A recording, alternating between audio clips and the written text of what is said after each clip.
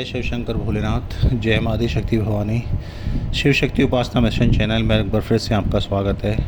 आज की ये वीडियो है इस बारे में कि भगवान हमारी सहायता करते हैं, भगवान हमारी हेल्प करते हैं, लेकिन हमें कैसे पता चलेगा कि भगवान हमारी हेल्प कर रहे हैं। क्या ऐसे निशानियाँ होती हैं, क्या ऐसे तरीके होते हैं, कैसे हम अंदाज़ा लगाएं कि हम पूजा पाठ तो बहुत कर रहे हैं लेकिन भगवान हमारे साथ है भी कि नहीं, भगवान हमारी सुन भी रहा है कि नहीं, भगवान हमारी सहायता कर रहा है भी कि नहीं। यही चीज़ इस वीडियो में मैं बताने की कोशिश करूँगा।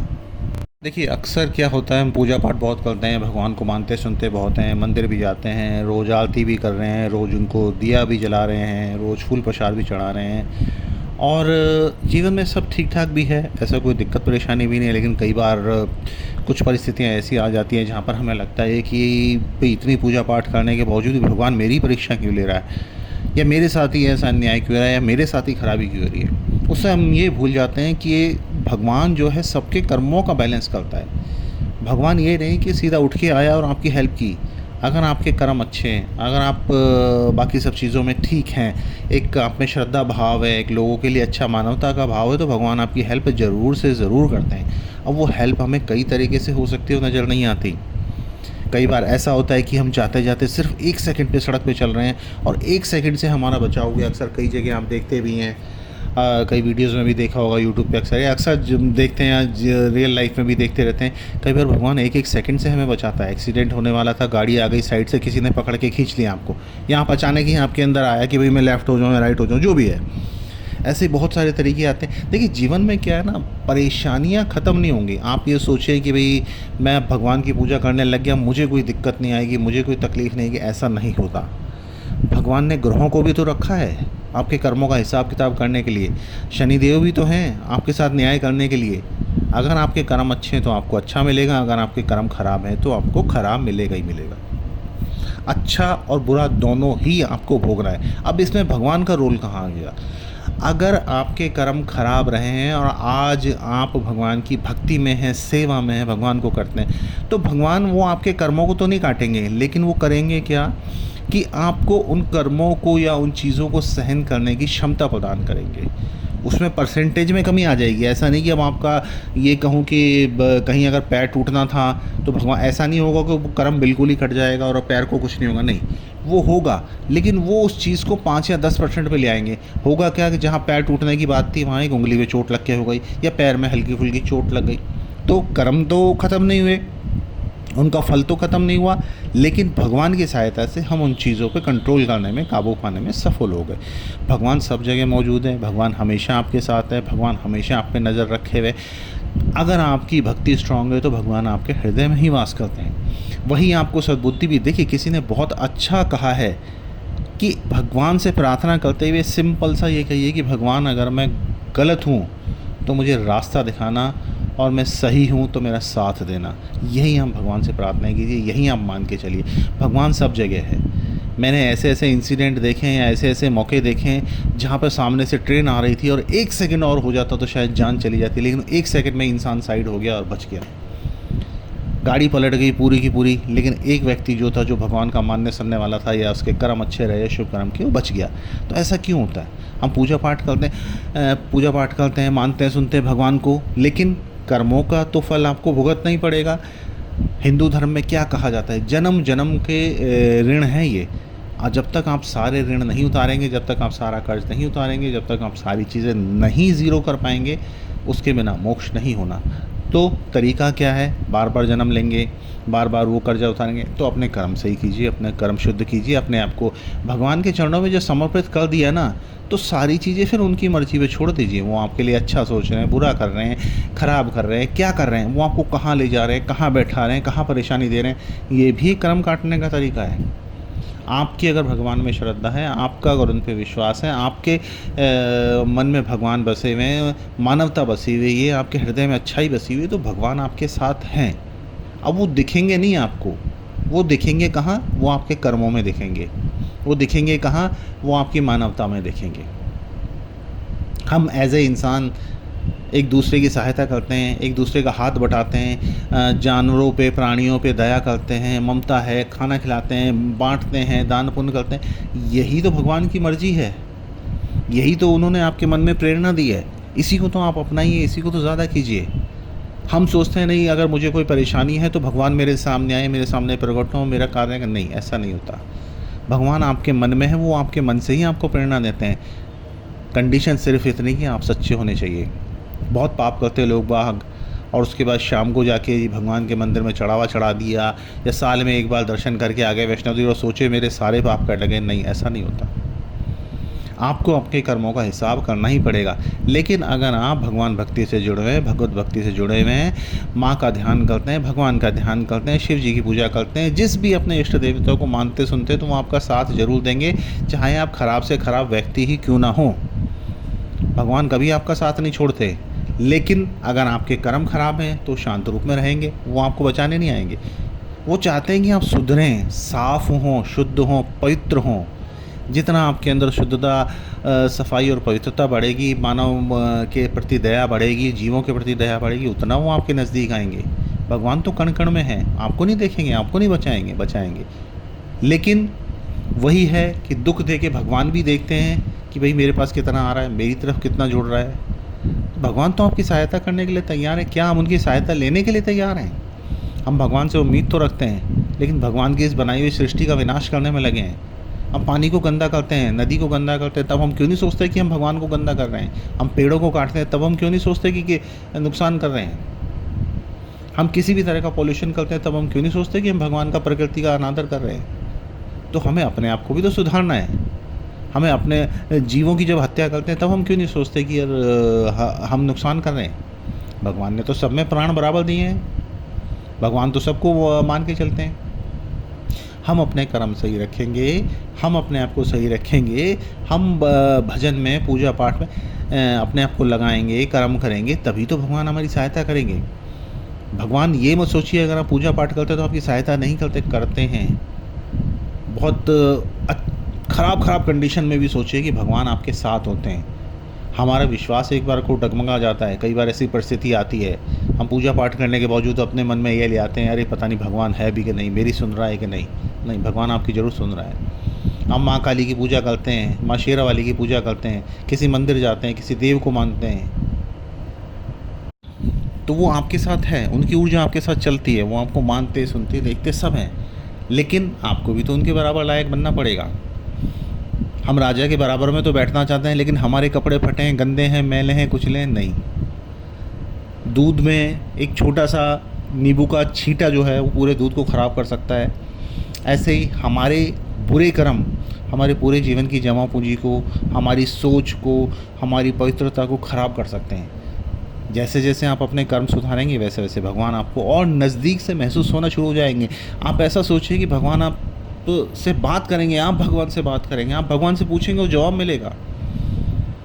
ये मत सोचिए कि वो आपके सामने प्रकट होंगे और आपको दिखाएंगे, बताएंगे रास्ता। नहीं, वो आपके मन में ही इस तरह की भावना ले आएंगे, वो आपके मन में ही इस तरह का रास्ता लेकिन उससे पहले आपको तो अपने विवेक से काम लेना पड़ेगा। उससे पहले आपको तो अपनी बुद्धि से काम लेना पड़ेगा कि क्या सही है, क्या गलत है। वो भगवान ने आप पे छोड़ा हुआ है।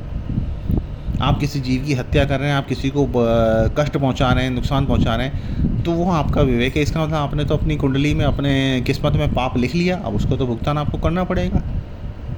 चाहे आपको शनि महाराज दंड दें, चाहे आपको राहु महाराज दंड दें, या 9 ग्रह कोई भी दंड दे, वो तो मिलेगा। अब मीठे का रोग कहते हैं कि कुंडली में बृहस्पति से होता है। बृहस्पति तो बहुत शुभ माने गए, लेकिन कर्म तो हैं। आपने जिस भी चीज़ की अति की है वो उसका परिणाम भुगतना पड़ेगा। आप पूजा पाठ कीजिए, जप तप कीजिए, नाम ध्यान कीजिए, सब कुछ कीजिए। किसी भी धर्म को मानते हैं, किसी भी देव को मानते हैं, किसी भी देवी को मानते हैं, कोई बात नहीं, कोई फ़र्क नहीं पड़ता। अंत में सारी ऊर्जाएं एक ही हैं। ये सिर्फ मानने सुनने का फ़र्क है, समझने का फ़र्क है। जिसको समझ आ गया कि सब देवी देवता, धर्म, कर्म, ऊर्जाएं सारी एक ही हैं, वो इन चीज़ों में नहीं पड़ता। वो बिल्कुल शांत भाव से अलग बैठ के सिर्फ इस जगत का तमाशा देख रहा है। उसे पता है किस चीज़ की लड़ाई है, तो इन सब चीज़ों से अलग है। आप भी अपने आप को श्रेष्ठ भाव में लेके आइए। आप घर में बहुत सारे काम भी करने पड़ते हैं, घर में बहुत सारी चीज़ें भी करनी पड़ती है, लेकिन मन में उस भगवान का ध्यान करके चलिए, मन में माता रानी का ध्यान करके चलिए। जिस भी देवी देवताओं की आप पूजा करते हैं, भगवान का ध्यान करके चलिए। मन में आप जो भी आपको कोई मंत्र है या कोई आपके इष्ट का विशेष चीज़ है, उसको आप ध्यान करते रहिए, उनके चरणों का ध्यान रखिए। आप जो भी अपने कर्म कर रहे हैं उनके चरणों में समर्पित करके चलिए, देखिए कैसे फ़र्क पड़ता है। हर चीज़ में फ़र्क पड़ेगा, हर बात में फ़र्क पड़ेगा। भगवान हमारी सहायता करते हैं, इस चीज़ का विश्वास करके चलिए। आपका विश्वास ही भगवान को आपके सामने प्रकट होने को भी मजबूर कर सकता है। ये आपकी श्रद्धा है, ये आपका विश्वास है, ये आपकी भगवान के प्रति चाहत है कि वो भी आपको एक सामने आके दर्शन देने को मजबूर हो जाएंगे। कितने लोगों को दर्शन नहीं हुए, बहुतों को हुए हैं। आज भी बहुत लोगों को दर्शन हो रहे हैं। आज भी बहुत लोग भगवान की सहायता से चल रहे हैं। अपने आप को उनसे जोड़िए। ये जोड़ना बहुत मुश्किल काम है। हम गलत चीज़ों से बहुत जल्दी जुड़ जाते हैं, अच्छी चीज़ों से नहीं जुड़ पाते। जोड़ना बहुत मुश्किल काम है, लेकिन कोशिश करेंगे, कदम बढ़ाएंगे। आप भगवान की तरफ एक कदम बढ़ाइए, भगवान आपकी तरफ 2 कदम बढ़ाएगा, 10 कदम बढ़ाएगा। भगवान तो देने के लिए बैठा है। माँ बाप किसके बुरे होते हैं? बच्चा जाए तो सही माँ के पास, बाप के पास, प्यार से पुकारे तो सही माँ को। हम बड़े हो जाते हैं, भूल जाते हैं। बचपन में हम माँ से चिपटे रहते हैं, बड़े होते हैं भूल जाते हैं, माँ बाप की सेवा नहीं करते। आपकी जो माँ है उसी में तो देवी बसी है, आपके जो पिता है उसी में तो भगवान बसे हैं। आप जाइए ना, उनके चरणों की सेवा कीजिए। भगवान नहीं आपके सामने प्रकट हो तो बताइए। हम पत्थरों में भगवान ढूंढते हैं, मिलेंगे, पत्थर में से भी प्रकट होंगे। आपकी भावना रखिए, आपका समर्पण रखिए, उसमें पूजा रखिए, उसमें भाव रखिए। हम सामने लगी मूर्ति को पत्थर की मूर्ति समझ के प्रसाद चढ़ा के आ जाते हैं, कुछ नहीं होना, नहीं होना है। उस पत्थर में भी प्राण है, वो भी कई चीज़ों से, कई एनर्जीज से मिलके बना है, उसे भी प्राण प्रतिष्ठित किया गया है। और भगवान कण कण में है, ये मानिए, एनर्जी कण कण में है। अगर आपको पता है, मालूम, तो एनर्जी कण कण में, हर चीज़ में एक एनर्जी, हर एक छोटे से छोटे अणु जिसे कहते हैं ना, एटम, उसमें भी एनर्जी है। हमने उसको यूज़ करना चाहिए, हमें उसका प्रयोग करना चाहिए। हमें अपने आप को उस लेवल पे बनाना चाहिए। एक लोटे में गंगा जल भरा जाता है तो उसे भी अच्छे से मांजा जाता है, पोंछा जाता है, धोया जाता है। हम गंगा जल तो चाहते हैं, अपने पास पवित्रता तो चाहते हैं, लेकिन करते नहीं हैं कर्म। भगवान आपकी बहुत सहायता कर रहे हैं। भगवान आपके पल पल नज़र रखे हुए हैं। आपके कुल देवी, कुल देवता, आपके ग्राम देवता आप पे पल पल नज़र रखे हुए हैं कि भाई ये मुझे बुलाए तो सही, मेरे पूछे तो सही, मेरे पास आए तो सही, मुझे जाने तो सही। सब देंगे। लोग गरीबी में परेशान हैं, मेरे पास पैसा नहीं है, मेरे पास ये नहीं है, मेहनत भी बहुत कर रहे हैं, मेहनत का परिणाम नहीं। कहाँ गलती हुई देखिए ना आपसे। आप अगर अपने कुलदेवी कुलदेवता को मना के चलेंगे तो क्या वो आपकी सहायता नहीं करेंगे? आपसे आपकी जायदाद नहीं मांग रहे हैं आपके कुलदेवी कुलदेवता। हिंदू धर्म में यही खास है, आपसे जायदाद नहीं मांग रहे, आपसे सिर्फ एक समर्पण मांग रहे हैं, सिर्फ आपसे एक भाव मांग रहे हैं। सिर्फ आपको ये कह रहे हैं, साल, 6 महीने, 2 महीने, 1 महीना, 1 दिन, 2 दिन, जब आप याद कर लीजिए मन में। ज़्यादा है तो एक पताशा चढ़ा के आ जाइए, एक मिठाई चढ़ा के आ जाइए, एक फूल चढ़ा के आ जाइए। अरे भाई, साल में तो कर सकते हैं, 6 महीने में तो कर सकते हैं। और आप मन से हाथ जोड़ के उनकी तस्वीर के सामने याद तो कर सकते हैं, बस भगवान उतने में खुश हैं। अरे भोलेनाथ तो एक लोटा जल में प्रसन्न हो जाते हैं। बहुत तो आपने देखा सुना सब कुछ है, एक लोटे जल में भगवान प्रकट होगा, क्या चाहिए इससे ज़्यादा? मैं जुड़ूँ तो सही भगवान से, मैं मानूँ तो सही भगवान को, मैं देखूँ तो सही भगवान को। एक चीज़ का विश्वास करके चलिए, भगवान सबकी सहायता करने को तैयार है। लेकिन जो भगवान का प्यारा बच्चा होगा, जो भगवान के ज़्यादा नज़दीक होगा, भगवान उसकी पुकार जल्दी सुनेंगे। जो भगवान से दूर होगा, जो मंदिर के बाहर से ही हाथ जोड़ के जा रहा, भगवान की उस पर भी नज़र है। जो घर में बैठ के भगवान को हाथ जोड़ा, भगवान की उस पर भी नज़र आए। लेकिन सारी चीज़ों को लिंक करके चलिए। अगर आपके कर्म अच्छे नहीं हैं, अगर आपके चरित्र अच्छा नहीं है, तो बहुत मिलना मुश्किल है।